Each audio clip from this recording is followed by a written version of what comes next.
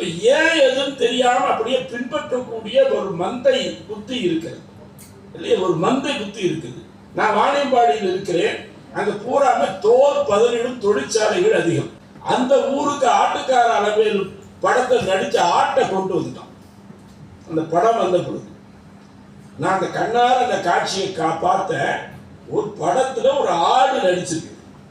அதை லாரியில ஏற்றி ஒரு 10,000 தமிழர்கள் பின்னாடி வரும். அதெல்லாம் அணுசக்தியை கண்டுபிடித்த விஞ்ஞானியா? Thomas Alva எடிசனா? இல்லாட்டி பேரறிஞர் குழந்தை அண்ணாவா? என்ன ஒரு படத்துல நடிச்ச ஆடு அது 10,000 பேர் பின்தொடர்ந்து போறான். நான் அப்ப எழுதுன அந்த ஊர்ல ஏற்கனவே ஆடு மாடு தோலை உரிச்சு அவன் தோல் பொருள் தயாரிக்கக்கூடிய ஊர். ஆனா அந்த ஊர்ல ஆடு பயப்படல. ஆடு என்னவோ கம்பீரமாகத்தான் இருந்தது. மக்கள் தான் மந்தைகளாக மாறிவிட்டார்.